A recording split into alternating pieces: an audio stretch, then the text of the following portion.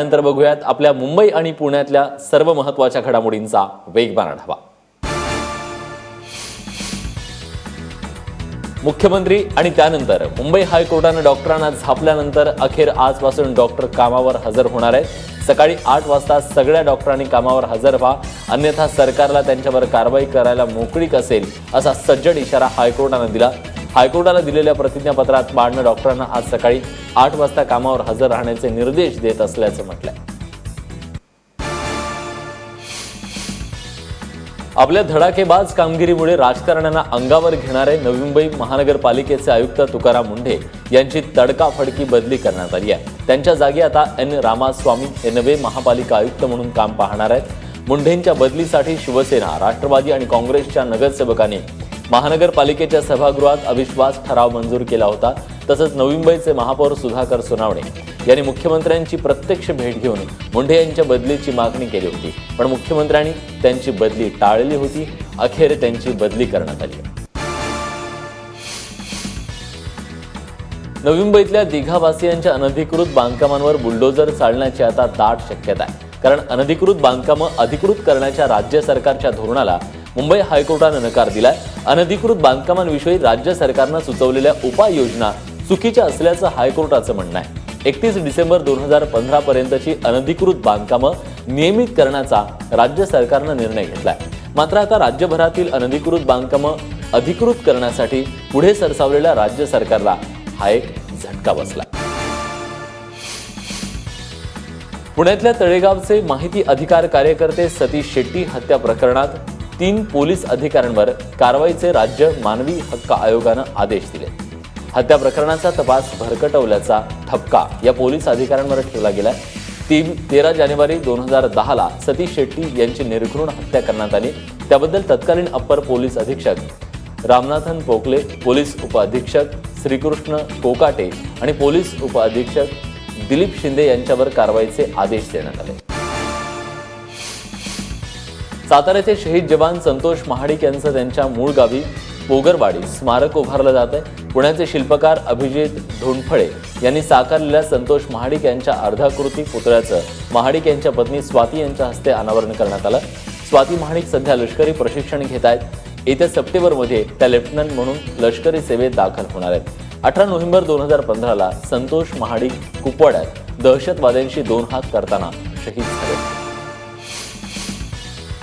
मुंबईपासून जवळ असलेल्या एलिफंटा बेटावर विकासाला आणखी गती मिळणार आहे। एलिफंटा बेटावरील पर्यटन विकासासाठी 344.37 कोटी रुपयांच्या आराखड्याला मान्यता देण्यात आली आहे। एलिफंटा बेटावर तसंच परिसरात पर्यटन सुविधांची उपलब्धता करण्यासंदर्भात मुख्यमंत्री देवेंद्र फडणवीस यांच्या प्रमुख उपस्थितीत विधान भवनात उच्चाधिकार समितीची बैठक झाली।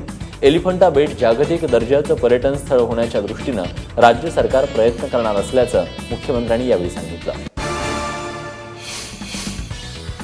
पिंपरी चिंचवड मधल्या ऑडिट सादर न करणाऱ्या 2700 सोसायट्यांची नोंदणी रद्द केली जाणार आहे। पिंपरीत जवळपास 4500 हाऊसिंग सोसायटी आहेत, त्यापैकी केवळ 1800 सोसायट्यांनी ऑडिट सादर केले। गेल्या 2 वर्षांपासून आवाहन करून देखील उर्वरित 2700 सोसायट्यांनी आपलं ऑडिट सादर केलेलं नाहीये। त्यामुळे सहकारी कायद्याच्या तत्वानुसार काम न करण्याचा त्यांच्यावर ठपका ठेवण्यात आलाय। तशा नोटिसा देखील त्यांना देण्यात आलेल्या आहेत। जवळपास 800 सोसायट्यांना या नोटिसा बजावण्यात आल्या।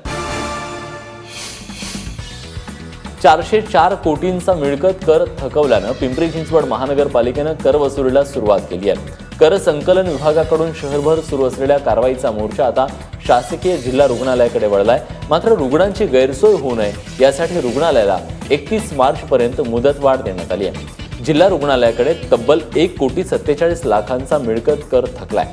सरकारकडून निधी मिळत नसल्यानं हा भरणा रखडला असून वाढीव निधीची मागणी करणार असल्याचं रुग्णालय प्रशासनानं सांगितलंय।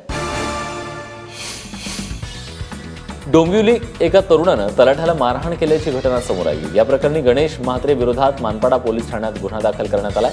आरोपी गणेश म्हात्रेनं दावडीचे तलाठी रवींद्र चौधरी यांच्याकडे माहितीच्या अधिकारात माहिती मागवली, मात्र ही माहिती योग्य नसल्याचं कारण देत गणेश म्हात्रे यांना तलाठी रवींद्र चौधरी यांना मारहाण केली। दरम्यान या मारहाणीच्या विरोधात कल्याण तहसील कार्यालयाच्या अंतर्गत येणाऱ्या सर्व तलाठ्यांनी आंदोलन केलं। मुंबईच्या वरळीमध्ये भाजपचे कार्यकर्ते विनोद राय यांना भाजप उत्तर भारतीय मुंबई अध्यक्ष संतोष पांडेंनी मारहाण केल्याचा आरोप आहे।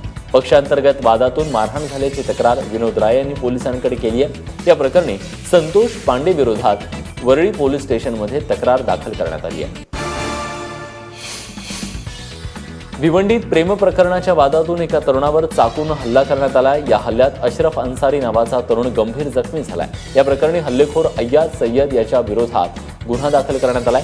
अशरफ अन्सारी कामानिमित्त नागाव रस्त्यावरून जात असताना आरोपी अय्याज सय्यद यानं अचानक त्याच्यावर हल्ला केला। आजूबाजूच्या नागरिकांनी धाव घेताच आरोपी अय्याज यानं घटनास्थळावरून पळ काढला। या घटनेत अशरफ अन्सारीच्या मानेला गंभीर दुखापत झाली आहे। ठाण्याच्या कासारवडवलीत रद्द झालेल्या जुन्या नोटा बदलण्यासाठी आलेल्या दोघांना पोलिसांनी अटक केली आहे। मातीम शेख आणि समीद शेख अशी आरोपींची नावं आहेत। चलनातून बाद झालेल्या नोटा घेऊन दोघं जण घोडबंदरच्या हायपर सिटी मॉल परिसरात येणार असल्याची माहिती पोलिसांना मिळाली। त्या आधारे पोलिसांनी सापळा रचला आणि दोघा आरोपींना पैशांसह ताब्यात घेतलं। त्यांच्याकडून 33,50,000 रुपयांच्या जुन्या नोटा जप्त केल्या गेल्या। ठाणे महानगरपालिकेच्या परिवहन विभागाचा 2017-18 या आर्थिक वर्षाचा अर्थसंकल्प सादर करण्यात आलाय। या अर्थसंकल्पात तब्बल 115 कोटी 32 लाख रुपयांची वाढ झाली आहे। एकूण 268.22 कोटींचा अर्थसंकल्प मांडला गेलाय। गेल्या 152.90 कोटी रुपयांचा अर्थसंकल्प मांडण्यात आला होता। विशेष म्हणजे परिवहन विभागानं 212.46 कोटीचं अनुदान ठाणे महानगरपालिकेकडून मागितलं। त्यामुळे आधीच 3-13 वाजलेल्या परिवहन विभागावर थांबवाचा कृपा दाखवणार का असा प्रश्न निर्माण झाला। कल्याण डोंबिवली महानगरपालिकेनं करबुडव्या मालमत्ता धारकांच्या विरोधात एक अजब मोहीम सुरू केली आहे। कर थकवणाऱ्यांच्या मालमत्ता आवारात चक्क कचरा फेकण्यात येतोय।